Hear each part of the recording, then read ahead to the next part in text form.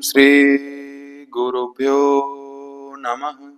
ओम सहना भवतु सहनो भुनक्तु सह वीर्यं करवावहै तेजस्विनावधीतमस्तु मा विद्विषावहै। ओम शांति शांति शांति। सभी को ओम। तो यौगिक सूक्ष्म व्यायाम हम पढ़ रहे थे। 33 क्रियाएं हमने इसमें देख ली थी, जो उदर शक्ति विकास तक हमारी कंप्लीट हो जाती हैं 33 क्रियाएं। उसके बाद जो लास्ट हमारी 15 क्रियाएं बच जाती हैं, उनकी चर्चा हम इस क्लास में करेंगे और इसी के साथ आपके सूक्ष्म व्यायाम भी कंप्लीट हो जाएंगे और आपकी प्रैक्टिकल योगा यूनिट भी आज कंप्लीट हो जाएगी। ठीक है, तो उदर शक्ति विकासक की 10 क्रियाओं तक हमने देख लिया था।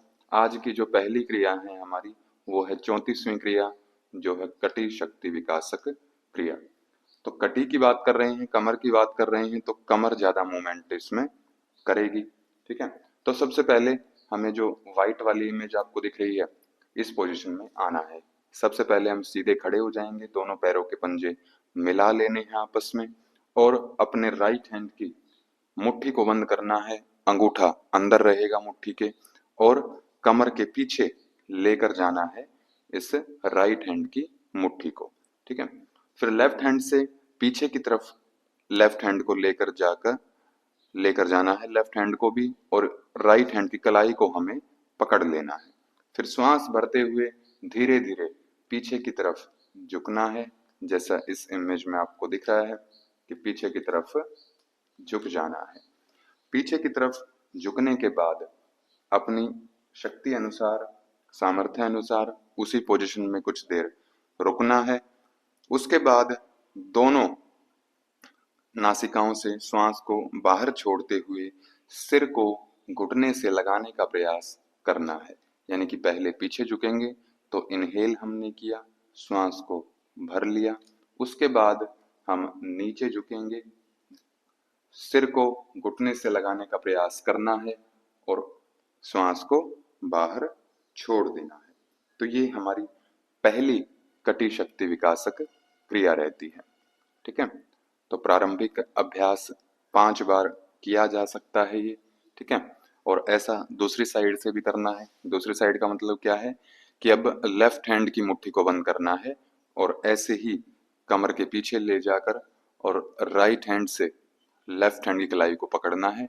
फिर श्वास भरते हुए कमर को पीछे की तरफ झुकाना है और श्वास छोड़ते हुए आगे की तरफ झुकना है और अपने माथे को, अपने मस्तक को घुटनों से लगाने का प्रयास करना है। ठीक है, तो ये हमारी पहली क्रिया रहती है। इसके बाद दूसरी क्रिया आएगी हमारी, इसमें भी कमर की ही मूवमेंट होगी, लेकिन चेंज क्या रहेगा इसमें कि अब जो आपके पैर हैं उनको हम थोड़ा सा फैला लेंगे। जैसे इस इमेज में आपको दिख रहा है कि जितना आपका सामर्थ्य है उतनी दूर हमने पैरों को फैला लिया है। पहली क्रिया में पैर के पंजे मिले हुए थे। ठीक है, तो जैसे हमने पिछली एक्सरसाइज में किया कि दोनों हाथों को अब कमर पर इस तरह रख लेना है कि अंगूठे आगे की ओर रहें और उंगलियां हमारी पीछे की तरफ रहती हैं।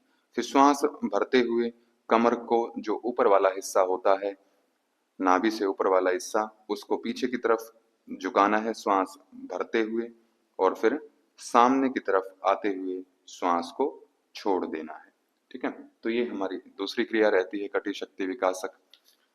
यथाशक्ति दोनों पैरों को फैलाकर दोनों हाथ कमर पर रहेंगे, अंगूठे आगे की ओर, उंगलियां पीछे की ओर रहती हैं। ठीक है, श्वास भरते हुए यथाशक्ति पीछे की ओर ले जाएं और कुछ क्षण उसी स्थिति में रहें और उसके बाद नासिकाओं से ही धीरे धीरे श्वास को निकालते हुए कमर से ऊपरी भाग को आगे की तरफ इतना झुकाएं कि सिर अब पृथ्वी से लग जाए। ठीक है, प्रयास करना है, जबरदस्ती नहीं करनी है। ठीक है, तो सबसे पहला स्टेप हमारा ये रहता है और दूसरे नंबर पर हमारी सिचुएशन आ जाती है ये वाली। ठीक है, तो ये दूसरी क्रिया है हमारी कटी शक्ति विकासक। ठीक, अब इसके बाद आती है हमारी तीसरी क्रिया, इसमें क्या डिफरेंस रहेगा? ये दो क्रियाएं हमने देख ली कि एक में तो पैर के पंजे मिले हुए थे, एक में पैर को हमने यथा सामर्थ्य पैरों को दूर दूर किया और कमर के ऊपर हाथ रख के पहले पीछे झुके, श्वास भरते हुए श्वास छोड़ते हुए हम सामने की तरफ झुकते हैं और सिर को पृथ्वी से, जमीन से लगाने का प्रयास करना है। ठीक है। अब आती है हमारी कटी शक्ति विकासक तृतीय क्रिया, तीसरी क्रिया। इसमें क्या रहेगा कि दोबारा से हमारे पैर जो हैं अब मिले हुए होंगे, पैरों से सिर का भाग सीधा रखकर खड़े हो जाना है। अब नासिकाओं से श्वास भरते हुए कमर को झटके के साथ पीछे की तरफ झुकाना है, यानी कि अब आराम आराम से नहीं, झटके के साथ पीछे की तरफ झुकाना है और फिर श्वास छोड़ते हुए आगे झुकते हुए और मस्तक को घुटनों के ऊपर लगाने का प्रयास करना है। ठीक है। तो दोनों नासिका रंध्रों से शीतलता पूर्वक श्वास भरते हुए झटके के साथ यथाशक्ति पीछे की ओर झुक जाएं, फिर शीतलता पूर्वक श्वास छोड़ते हुए सिर को झटके के साथ घुटनों से लगाएं। ठीक है। तो ध्यान रखना है इसमें दोनों हाथ जंघा या घुटने को स्पर्श ना करें। दोनों ही क्रियाओं में हाथ हमारे अलग रहेंगे। जब आगे झुक रहे हैं तो हमारे हाथ पीछे की तरफ चले गए हैं इस इमेज में, और जब हम पीछे की तरफ जाते हैं तो इस एंगल पे हमारे हाथ रहते हैं। ठीक है। तो ये हमारी तृतीय क्रिया है कटी शक्ति विकासक में। ठीक है, कि हाथ साइड में रहेंगे और झटके के साथ श्वास भरते हुए पीछे जाएंगे, पीछे झुकेंगे और झटके के साथ श्वास छोड़ते हुए झटके के साथ नीचे आएंगे और मस्तक को घुटनों से लगाने का प्रयास करना है। इसके बाद आती है हमारी कटी शक्ति विकासक चतुर्थ क्रिया, फोर्थ एक्शन। इसमें दोनों पैर परस्पर मिले होंगे, तो पैर से कमर तक का हिस्सा सीधा रखना है आपको और दोनों हाथों को गिद्ध पंख की भांति फैलाकर खड़े हो जाएं। जैसा कि इस इमेज में आपको दिख रहा है कि दोनों हाथ आपके साइड में चले गए हैं, जैसे गिद्ध पक्षी ऐसे ही उड़ता है वो, तो इस पोजीशन में आपको आ जाना है। दोनों हाथों को गिद्ध पंख की भांति फैलाकर कमर से ऊपरी भाग को बाईं तरफ यथाशक्ति झुकाएं।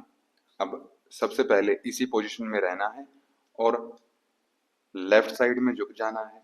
हाथ की पोजीशन हमारी यही रहेगी, यानी कि जो हाथ हमारे एक रेखा में दोनों सीधे हैं, तो इसी एक सीधी रेखा में इन दोनों हाथों को रखने का प्रयास करना है। ठीक है। तो सबसे पहले लेफ्ट की तरफ हम झुक जाएंगे, तो ये हमारी पहली क्रिया हो जाएगी और उसके बाद धीरे धीरे ऊपर की ओर उठते हुए तो पुनः बाईं और दाईं ओर झुकते हैं। ठीक है, यानी कि एक बार लेफ्ट की साइड झुकेंगे आप और एक बार राइट की साइड झुकते हैं। ठीक है। तो ये हमारा प्रोसेस रहता है। ठीक है, अल्टरनेट करते हैं, एक बार राइट में झुकेंगे और एक बार लेफ्ट में झुकते हैं। ठीक है।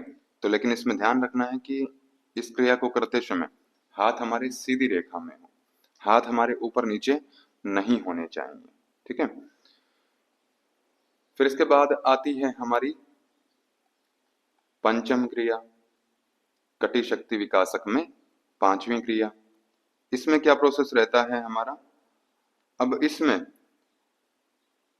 दोनों पैरों को फिर से अलग अलग कर लेते हैं हम। दोनों के पैरों के बीच में गैप हमारा रहता है और लगभग एक हाथ का गैप रहता है, यानी कि जितनी हमारी एक हाथ की लंबाई है उतना पैरों के बीच में गैप रखेंगे। अब नासिकाओं से श्वास भरते हुए कमर से ऊपरी भाग को दोनों हाथों के साथ सेमी सर्कल घुमाना है और श्वास दाईं ओर छोड़ देनी है। ठीक है। तो सेमी सर्कल हमें घुमाना है कि जैसे स्टार्टिंग में हाथ हमारे यहाँ पर थे, फिर सेमी सर्कल आधा सर्कल बनाते हुए हम राइट साइड में पीछे गए और श्वास को पीछे जाकर छोड़ दिया। ठीक है। फिर श्वास भरते हुए बाईं ओर श्वास को छोड़ देंगे हम। तो यही क्रम, यानी कि एक बार राइट साइड में जाएंगे और एक बार लेफ्ट साइड में जाएंगे। तो ये पांचवी क्रिया हमारी कटी शक्ति विकासक में रहती है। दोनों हाथ पैरों के बीच में एक हाथ का अंतर रखेंगे, वेग से फोर्सफुली श्वास को भरते हुए कमर से ऊपरी भाग को दोनों हाथों के साथ अर्ध चक्रीय घुमाते हुए श्वास दाईं ओर छोड़ देंगे। उसके बाद इसी प्रकार श्वास भरते हुए बाईं ओर छोड़ते हैं और क्रम से यही प्रोसेस 10 बार किया जा सकता है। ठीक है, तो ये थी हमारी 5 कटी शक्ति विकासक क्रियाएं। ये भी आपसे पूछ सकते हैं कि कटी शक्ति विकासक क्रियाएं कितनी हैं, उदर शक्ति विकासक क्रियाएं कितनी हैं। तो कटी शक्ति हमारी 5 है, उदर शक्ति हमारी 10 है। ठीक है, तो ये भी आपसे पूछा जा सकता है, तो इनकी संख्या भी आपको याद करनी है। ठीक है, जो मेन टॉपिक्स मैंने आपको बताए हैं इसमें याद करने के लिए, केवल उनको आप याद करके चले जाएंगे तो आपका क्वेश्चन लग जाएगा इसमें। ठीक है, इसके बाद आती हैं 38 हमारी क्रियाएं हो गई हैं। अब आती है 39वीं क्रिया, जो कि है मूलाधार चक्र शुद्धि क्रिया, या फिर मूलबंध शुद्धि क्रिया भी इसको बोला जाता है।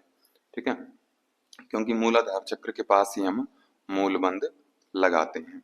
तो कैसे करेंगे इसको, जैसे इस पोजीशन इमेज में आपको दिख रहा है पोजीशन, उसी पोजीशन में आपको खड़े हो जाना है। दोनों पैरों के पंजे आपस में मिले हुए, जंघाएं भी एक दूसरे के आसपास जितनी हम लेकर आ सकते हैं। ठीक है, और पूरा शरीर हमारा सीधा रहेगा, गर्दन भी बिल्कुल सीधी रहेगी, ना पीछे की तरफ थोड़ा सा झुकेगी, ना आगे की तरफ झुकती है। इसके बाद जो हमारा मूलाधार प्रदेश है उसमें आपको आकुंचन करना है, कॉन्ट्रैक्शन करनी है। मूलाधार एवं नाभि प्रदेश को दबाव में मिलाकर गुदा को आकुंचन बल द्वारा अपनी वायु सहित ऊपर खींचने का प्रयास आपको करना है। सिंपली आपको एनएस को कॉन्स्ट्रिक्ट करना है, संकुचन करना है उसका।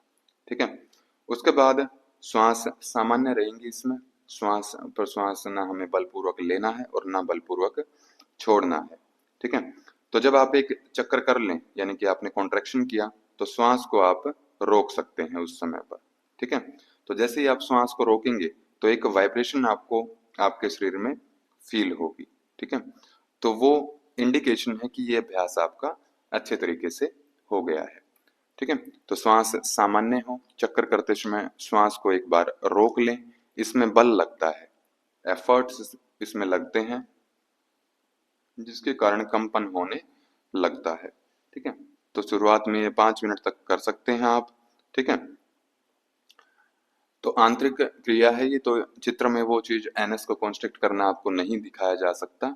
ठीक है, तो इसलिए ये आप एज्यूम ही कर सकते हैं इसमें कि जैसे हम अश्विनी मुद्रा करते हैं उसी तरह से एनएस को कॉन्स्ट्रिक्ट करना है, लेकिन पोजीशन ये होनी चाहिए। ठीक है, तो ये हमारी रहती है 39वीं क्रिया।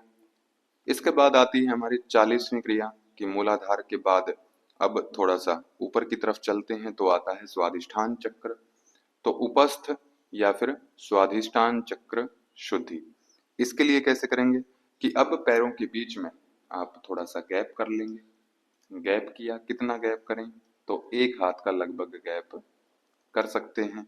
तो इस पोजीशन में खड़े हो जाना है और अब जो हमारा एनएस था जैसे हमने मूलाधार चक्र शुद्धि क्रिया में किया वैसे ही स्वादिष्ठान चक्र शुद्धि में भी करना है, लेकिन अब इसमें उपस्थ को भी साथ में कॉन्स्ट्रिक्ट करने का प्रयास और ऊपर खींचने का प्रयास करना है। ठीक है, तो जो स्वादिष्ठान चक्र का एरिया है हमारा उसको हम इमेजिन करते हैं कि वो हमारा संकुचित हो रहा है। ठीक है, तो ये हमारा प्रोसेस रहता है उपस्थ और स्वादिष्ठान चक्र शुद्धि क्रिया में। तो एक हाथ का अंतर हमारे पैरों के बीच में रहेगा, गुदा सहित उपस्थ को गुदा सहित आंतरिक बल से ऊपर की ओर खींचने का प्रयास आपको करना है, आंतरिक बल से। ठीक है, बाह्य बल कोई नहीं लगाना है आपको इसमें। तो क्रिया करते समय वस्तुतः स्वादिष्ठान चक्र को हम अनुभव करते हैं कि वो कॉन्स्ट्रिक्ट हो रहा है, पिंडलियां और जंघाएं पीछे जाते हैं थोड़े से। अन्य क्रियाओं की अपेक्षा इसमें कुछ बहुत बल लगता है, तो इसे समझकर साधना करना चाहिए, यानी कि पहले इस पूरी क्रिया को अच्छे से समझना चाहिए, उसके बाद ही इसकी प्रैक्टिस करनी चाहिए। ठीक है, तो एक इसमें विशेष बात आती है कि जब मल और मूत्र त्यागते समय तो निश्चित जो स्वाभाविक हमारा बल है वो नीचे की ओर लगता है। ठीक है, तो ये सभी को पता है कि जब हम फ्रेश होते हैं तो जो बल है, आंतरिक बल है, वो नीचे की तरफ लगता है। इसका अपोजिट हमें इस क्रिया में करना होता है, यानी कि अब हमें ऊपर की ओर खींचना है। ठीक है, तो इसी को हम मूल बंध भी बोलते हैं। तो मल और मूत्र त्यागते समय जिस प्रकार नीचे की ओर स्वाभाविक रूप में बल लगता है, ठीक इसका ठीक उल्टा ये क्रिया है, अर्थात ऊपर की ओर इसमें खींचना है। ठीक है, और क्या रहेगा इसमें कि इसी को मूल बंध और उपस्थ की क्रिया भी बोलते हैं। उपस्थ का तो नाम ही ऊपर लिखा हुआ है। ठीक है, ये आप ध्यान रखेंगे कि मूल बंध भी इसको बोला जाता है। ठीक है, और जो मूलाधार चक्र शुद्धि क्रिया थी उसको भी हमने मूल बंध ही बोला था। ठीक है, तो ये हमारी 40 क्रियाएं हो जाती हैं। इसके बाद हमारी 41वीं क्रिया आती है कुंडलिनी शक्ति विकासक। ठीक है, तो ये आपको ध्यान रखना है कि किसमें पैरों के बीच में गैप रहेगा, किसमें पैरों के पंजे मिले रहेंगे। ठीक है, किसमें बताया है कि एक हाथ का गैप होगा, किसमें बताया है कि यथाशक्ति आप जितना पैरों को दूर ले जा सकते हैं उतना लेके जाएं। ऐसे ही कुंडलिनी शक्ति विकासक में बताया है कि पैरों में 4 अंगुल का अंतर आपको रखना है। ठीक है, इतनी दूर दूर हमारे पैर होने चाहिए। ठीक है, और पैरों से सिर तक का पूरा शरीर हमारा सीधा रहेगा। इसके बाद इस इमेज में आपको दिख रहा है कि अल्टरनेट, कि पहले आप मान लिया राइट पैर को घुटने से फ्लेक्शन करेंगे, घुटने से मोड़ लेंगे और नितंबों से लगाने का प्रयास अपने पैर की एड़ी को करना है। ऐसा ही फिर जब इस राइट पैर से हो जाए तो राइट पैर नीचे आएगा, फिर लेफ्ट पैर से ऐसे ही आपने प्रयास करना है। तो ये हमारी कुंडलिनी शक्ति विकासक क्रिया रहती है। ठीक है, तो दोनों पैर को क्रम से नितंब प्रदेश पर जोर से मारना है। नीचे आते समय पैर अपने अपने स्थान पर ही पड़े, कि जैसे पहले था कि 4 अंगुल का उसमें दोनों पैरों में गैप मेंटेन आपको रखना है पूरी क्रिया में। ठीक है, तो 25 बार ये शुरुआत में क्रिया की जा सकती है। ठीक है, तो ये थी हमारी 41वीं क्रिया। इसके बाद आती हैं हमारी 2 क्रियाएं जो कि जंगा शक्ति विकासक हैं। तो जंगा शक्ति विकासक क्रिया फर्स्ट, इसमें पैर स्टार्टिंग में दोनों मिले हुए रहेंगे जैसा आपको इस व्हाइट वाले इमेज में दिख रहा है। ठीक है, पूरा शरीर हमारा सीधा रहेगा और अब श्वास भरते हुए दोनों हाथों को हमें ऊपर लेकर जाना है।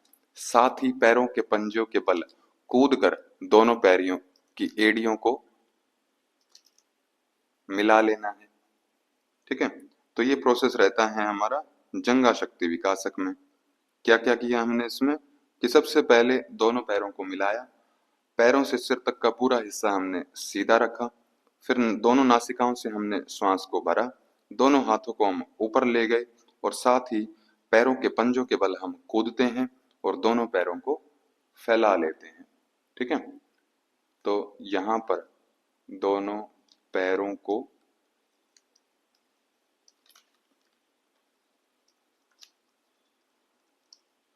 फैलाएं। कूदकर पहले हमारे इस पोजीशन में थे और साइड में हमारे पैर फैल गए हैं। ठीक है, उसके बाद श्वास आपने अभी भरा था इस पोजीशन में आने के बाद और हाथ हमारे सबसे पहले इस पोजीशन में थे दोनों और अब हाथ ऊपर गए हैं, तो ये पोजीशन में हमारी हो गई है और पैर हमारे साइड में आ गए हैं। ठीक है, उसके बाद जब आप इस पोजीशन में पहुंच गए हैं फिर नासिका द्वारा सांस को छोड़ना है और हाथ नीचे लेकर आना है और पैर के पंजे भी आपस में मिला लेने हैं, लेकिन कूदकर, जैसे कूदकर हम साइड में पहुंचे थे ऐसे ही कूदकर हमें दोबारा से सेंटर में आ जाना है। ठीक है, तो जंघाओं से स्पर्श नहीं करना है हाथों को, जैसा हम नॉर्मली गलती करते हैं इसमें व्यायाम में कि दोनों पैरों को हम नीचे लाते समय जंघाओं के ऊपर टिका देते हैं या फिर उनसे स्पर्श करते हैं।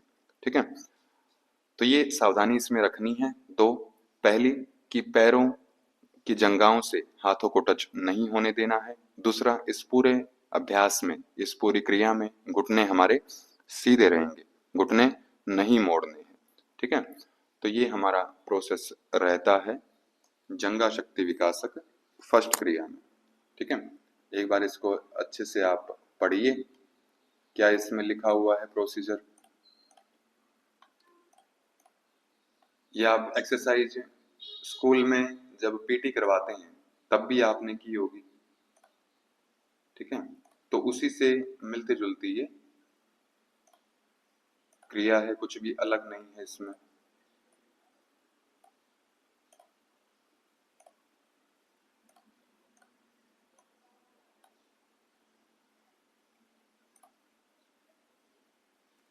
तो अब देखते हैं हम क्या प्रोसीजर हमारा रहता है। ठीक है, तो कूद कर हमें मिला लेना है दोनों पैरों को दोबारा से। तो ये हमारी पहली क्रिया रहती है। ध्यान रहे नीचे हाथ नीचे लाते समय जंघा को स्पर्श ना करें, पैरों को फैलाते और मिलाते समय घुटने नहीं मुड़ने चाहिए। ये हमारी पहली क्रिया रहती है। इसके बाद दूसरी क्रिया आती है जंघा शक्ति विकासक में ही। उसमें क्या डिफरेंस रहेगा आपका कि पैर ऐसे ही मिलाकर आपको खड़े होना है, पूरा शरीर हमारा शुरुआत में सीधा रहेगा और गर्दन भी सीधी रहेगी। लेकिन अब डिफरेंस क्या रहेगा इसमें कि अब जब श्वास हम भरते हैं तो दोनों हाथों को हमें छाती के सामने फैला देना है। ठीक है, तो छाती के सामने आपने जो हम अभी तक पढ़ते आए हैं कि पैरेलल होंगे, जमीन से मान सकते हो या फिर कंधों के पैरेलल हमारे हाथ रहते हैं। ठीक है, तो ये हमारी प्रोसेस रहती है। और साथ के साथ हमें जैसे किसी चेयर पर या फिर किसी स्टूल पर हम बैठते हैं सेमी स्क्वाट पोजीशन में, तो उस पोजीशन में आ जाना है। तो ये हमारी पोजीशन रहती है जंघा शक्ति विकासक द्वितीय क्रिया में। तो पैर परस्पर मिले हुए, पैरों से कंधों तक का हिस्सा हमारा सीधा रहेगा, ग्रीवा सम अवस्था में रहती है। श्वास भरते हुए दोनों हाथों को वक्ष स्थल के सामने और पृथ्वी के समानांतर फैला देना है और नीचे की ओर धीरे धीरे बैठना है। ठीक है, तो ये जो प्रोसेस लिखा हुआ है इस इमेज का प्रोसेस ये लिखा हुआ है। ठीक है, दूसरा इसमें एक पोजीशन ये भी आती है जो आपको इमेज में भी दिख रही होगी कि इसमें क्या करना है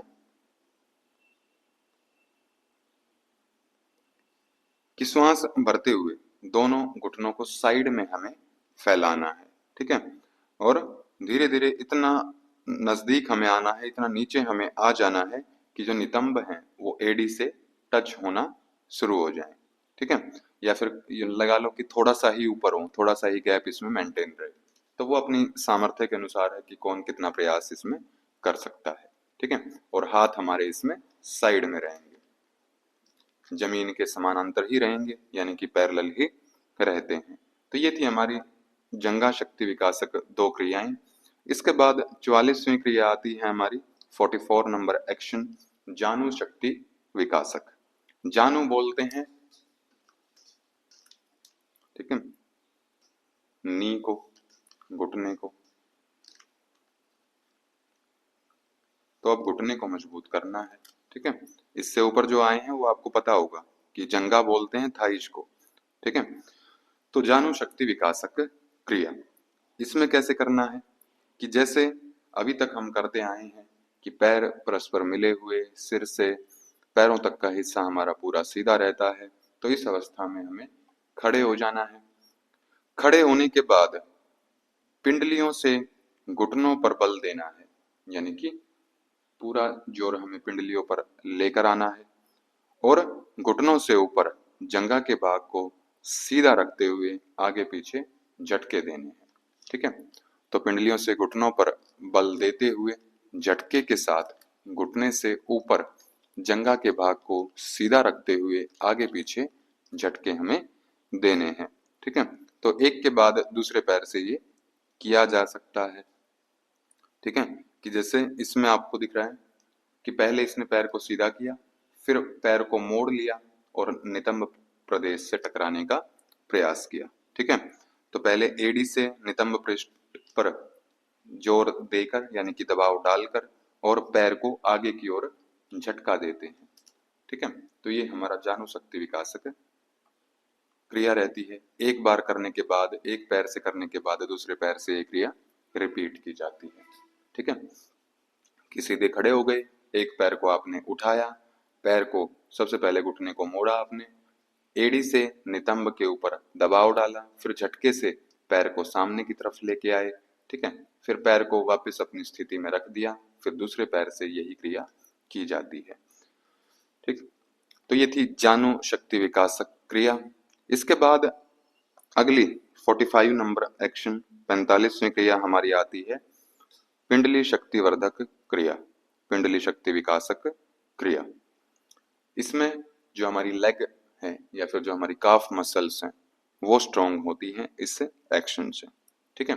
तो पिंडली हमारा रीजन रहता है, लेग बोल सकते हैं इसको या फिर काफ मसल एरिया, ठीक है।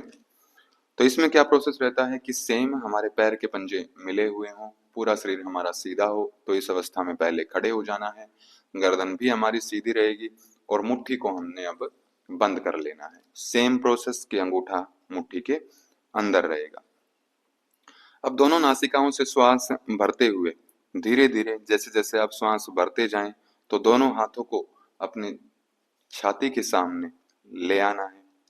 पहले आप सीधे खड़े थे, हाथ आपके साइड में थे, बॉडी के साइड में, फिर श्वास भरते गए, हाथ आपके सीधे सामने आते गए यानी कि जमीन के पैरेलल आते गए, ठीक है।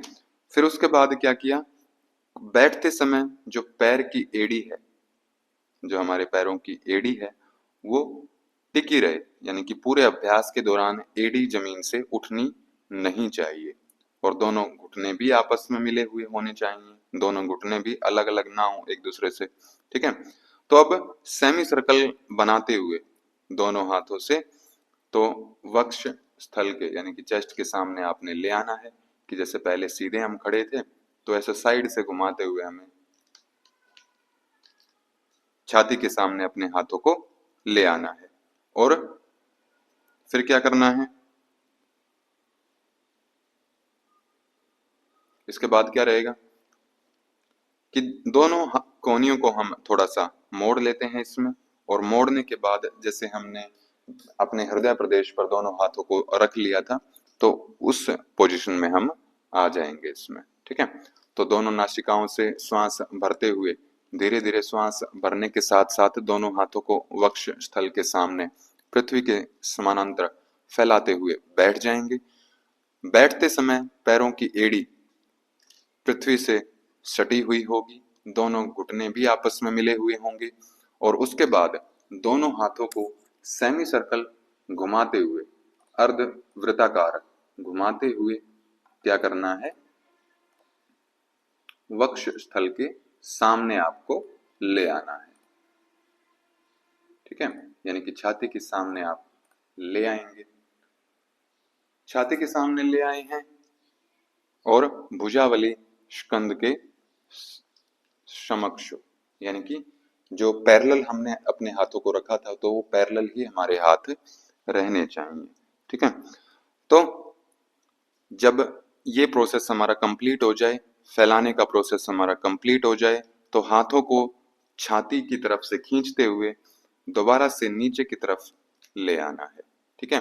तो पहले हमने कोहनी से दोनों हाथों को मोड़कर कि जैसे मान लिया ये इंसान कोई खड़ा है, ठीक है, पहले इसने दोनों हाथों को ऐसे सीधा किया, फिर कोहनी से हाथ को मोड़ा और छाती के सामने ऐसे ले आए, ठीक है। तो ये दोनों हाथ छाती के सामने आ गए हैं लेकिन कंधों के पैरेलल या फिर जमीन के पैरेलल ही हमारी पोजीशन इसमें रहती है। तो स्टार्टिंग में 25 बार ये अभ्यास किया जा सकता है, ठीक है। तो ये थी हमारी 45वीं क्रिया पिंडली शक्ति विकासक क्रिया। इसके बाद आती है हमारी अगली क्रिया 46 नंबर क्रिया पाद मूल शक्ति विकासक। पाद का मतलब होता है पैर, मूल का मतलब होता है उसका ओरिजिन या फिर उसकी जड़। तो पैर का मूल क्या होता है, जो हमारी थाइज से ऊपर वाला हिस्सा होता है या फिर जो हमारा हिप जॉइंट होता है वही हमारा पाद मूल एरिया है। तो अब उसको मजबूत हमें करना है। तो इसके लिए सबसे पहले इसी सिचुएशन में आप खड़े हो जाएंगे, दोनों पैर के पंजे आपस में मिले हुए, शरीर बिल्कुल सीधा, गर्दन हमारी समावस्था में और शरीर का सारा भार अब हमें अपने पंजों के ऊपर ले आना है, ठीक है। तो जैसे कोई स्प्रिंग चलता है तो उस स्प्रिंग की भांति शरीर को ऊपर और नीचे हिलाना है पंजों पर खड़े होकर। ठीक है, पंजों के ऊपर खड़े हो जाना है, पूरी शरीर का बॉडी वेट हमें पंजों पर लेके आना है और स्प्रिंग की भांति शरीर को ऊपर और नीचे हिलाना है। तो हिलाने के बाद एड़ी और पंजे इस पूरी क्रिया में मिले रहेंगे, वो अलग अलग नहीं होने चाहिए। ठीक है, और जब ऊपर जाएं तो भी आप पंजों के बल ही रहें, और जब नीचे आए, ठीक है, जो इसमें ऊपर नीचे लिखा है, ऊपर जाते समय भी पूरा बॉडी वेट पंजों के ऊपर रहेगा, नीचे आते समय भी पूरा बॉडी वेट पंजों के ऊपर ही रहेगा, यानी कि पूरी तरह से आपको जमीन के ऊपर अपनी एड़ियां नहीं टिकानी है जब नीचे आएंगे। ठीक है, तो क्रिया करते समय एड़ी और पंजे आपस में मिले रहें, तो 25 बार ये क्रिया आपस में की जा सकती है स्टार्टिंग में। ठीक है, तो ये था हमारा पहला भाग, इसका पहली क्रिया थी। दूसरी क्रिया क्या है इसमें कि सेम आपको खड़े हो जाना है, लेकिन अभी तक हम जो हमारे पंजे थे वो जमीन से टिके हुए थे, जमीन पर टिके रहते हैं पहली क्रिया में। दूसरी क्रिया में अब पंजे भी जमीन से ऊपर उठेंगे, यानी कि हमें कूदना है, तो ऊंचा कूद सकते हैं। ठीक है, तो जितना ऊंचा कूद सकते हैं उतना ऊंचा कूदें, और वापस से जब नीचे जमीन पर स्पर्श करें हमारे पैर, तो केवल पंजे ही स्पर्श करें और पंजों के बल दोबारा से ऊपर उछलते हैं। ठीक है, तो ये पाद मूल शक्ति विकासक क्रिया रहती है। ठीक है, तो पंजों के अगले वाले हिस्से पर, अग्रभाग पर और उंगलियों के बल का प्रयोग इसमें करना होता है। तो ये थी हमारी 46वीं क्रिया, जिसमें दो भाग हमने देखे कि एक में तो हमारे पंजे टिके रहते हैं जमीन पर और दूसरे में हम कूदते हैं। अब आती है हमारी 47वीं क्रिया, जो कि है पाद शक्ति विकासक, पैर को मजबूत करने वाली क्रिया। बहुत सिंपल है ये कि आप इसी सम अवस्था में खड़े हो जाएंगे, पैर के पंजे मिले हुए शुरुआत में, पूरा शरीर आपका सीधा, तो फिर एक पैर को आपने आगे की तरफ लेके आना है और अपने पंजे को घुमाना है। तो केवल यही प्रोसेस इसमें रहता है, पैर के पंजे को घुमाने का प्रोसेस इसमें रहता है। जो स्थिति रहेगी वो वही है कि आपको दोनों पैर के पंजे मिले हुए, स्कंध से लेकर यानी कंधों से लेकर पैर तक का हिस्सा बिल्कुल स्ट्रेट, कोई बेंडिंग उसमें कहीं पर नहीं होनी चाहिए, गर्दन बिल्कुल सीधी रहेगी। उसके बाद हमें एक पैर के पंजे को सामने लाकर घुमाना है, क्लॉकवाइज और एंटी क्लॉकवाइज, फिर सेम प्रोसेस हमें करना है दूसरे पैर से। तो ये पाद शक्ति विकासक क्रिया रहती है। इसके बाद लास्ट आती है हमारी पाद अंगुली शक्ति विकासक, कि अब पैरों की उंगलियों में स्ट्रेंथ हमें बढ़ानी है अपनी। ठीक है, तो पैर की उंगलियों में स्ट्रेंथ बढ़ाने के लिए सबसे पहले उसी सम अवस्था में आप खड़े हो जाएंगे, दोनों पैर के पंजे आपस में मिले हुए, शरीर बिल्कुल सीधा, गर्दन बिल्कुल सीधी, फिर दोनों हाथों को हमने साइड में फैला लेना है, जमीन के बिल्कुल पैरेलल। ठीक है, और पैरों के घुटनों को बाहर की तरफ निकालना है और पैर के पंजों के ऊपर दबाव देते हुए खड़े हो जाना है। ये प्रोसेस रहता है हमारा पाद अंगुली शक्ति विकासक में। ठीक है, तो ये थे इसके हमारे 48 अभ्यास कंप्लीट हो गए हैं। आप एक एक को अच्छे से देख लेना, बहुत अच्छे से और डिटेल में हमने किए हैं। ठीक है, एग्जाम के लिए इतना जरूरी नहीं होता है, लेकिन फिर भी हमने डिटेल में किए हैं, क्योंकि ज्यादा पढ़ाने से हम कम उसमें से सिलेक्ट कर सकते हैं। पढ़ने में पढ़ाया ही कम जाए तो एक तो उसमें समझ में पूरा नहीं आता है, फिर उसमें ये समझ में नहीं आता है कि छोड़ना क्या है और पढ़ना क्या है लास्ट टाइम पर। ठीक है, तो अब नोट्स इसमें बना सकते हो आप, इसकी विधि पढ़नी है, किसकी कितनी क्रियाएं बताई हैं ये आपको देखना है। तो सूक्ष्म व्यायाम हमारे कंप्लीट हो गए हैं। इसके बाद एक छोटा सा टॉपिक और लास्ट टॉपिक बच जाता है आपका, जो है स्थूल व्यायाम। ठीक है, तो वो आपकी लास्ट क्लास रहेगी प्रैक्टिकल योगा की। ठीक है, तो जितनी भी हमने 48 अभी तक क्रियाएं की हैं, 48 क्रियाएं हमने की हैं, तो इसके बाद हर एक क्रिया के बाद विश्राम भी करना होता है, जो हमने अलग अलग डिस्कस नहीं किया है। ठीक है, ऐसा नहीं है कि पूरी 48 की 48 क्रिया करने के बाद ही आपको रेस्ट करना है, हर एक क्रिया करने के बाद आपको रेस्ट करना है। तो उस रेस्ट करने के लिए ये आसन बताए गए हैं। शवासन या फिर आवश्यकता अनुसार किसी भी स्थिति में विश्राम और रिलैक्सेशन किया जा सकता है। ठीक है, तो 3 इसके लिए टेक्निक्स बताई जाती हैं। देह धारणा, शारीरिक विश्राम, प्राण धारणा यानी कि श्वासों को नॉर्मल करना है, क्योंकि अभ्यास के दौरान हमारी श्वास बढ़ती हैं और घटती हैं, तो श्वासों को नॉर्मल होने देना है। मनोधारणा, मन में भी हलचल होती है, तो मानसिक विश्राम भी करना है। ठीक है, तो ये पूछ सकते हैं कि विश्राम के लिए कौन सी टेक्निक बताई गई है। ठीक है, क्या क्या किन किन स्तर पर हम विश्राम करते हैं सूक्ष्म व्यायाम के बाद। तो 3 है, देह धारणा, प्राण धारणा और मनोधारणा। आसन, एक ही आसन बताया, शवासन, और भी अपनी आवश्यकता अनुसार जो भी कंफर्टेबल पोजीशन हो उसमें रेस्ट और रिलैक्सेशन किया जा सकता है। ठीक है, तो ये था आज का हमारा टॉपिक, इतना ही रखेंगे हम इसमें। ओम श्री गुरुभ्यो नमः। ओम शांति शांति शांति। सभी को